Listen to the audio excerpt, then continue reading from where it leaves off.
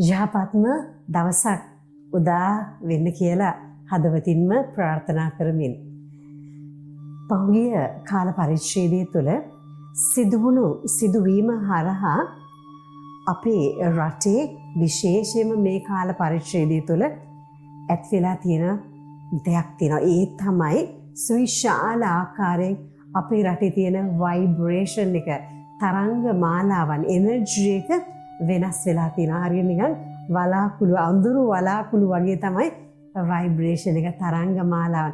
මොකද අපි හැමෝගෙම හදවත් වලින් නික්මුනේ මොනවද කියලා හැවොත් දුක, කඳුල, ප්‍රශ්න, ගැටලුව. හෙට දවස් අපි මොනවද කරන්නේ? අපිට සියල්ලම නැති වුණා. සමහර අයට ජීවිතත් නැති වුණා. බොහෝ දෙනෙකුට ජීවිතත් නැති වුණා.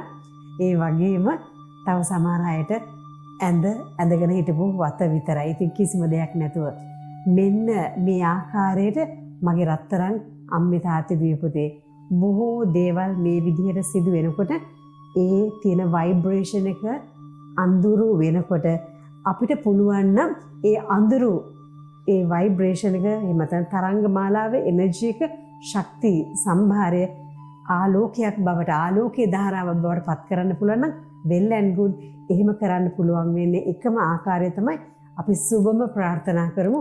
අපේ දේශය සුවපත් වෙන්න ඕනේ, නිදහස් වෙන්න ඕනේ. නැවත හිතනටත් වඩා ඉක්මනට අපේ දේශය ගොඩ නැගෙන්නට ඕනිමයි කියලා ප්‍රාර්ථනා කරමු. එතකොට සියල්ල වෙනස් වේවි අපි හිතනටත් වඩා ඉක්මනට. ආමෙන්.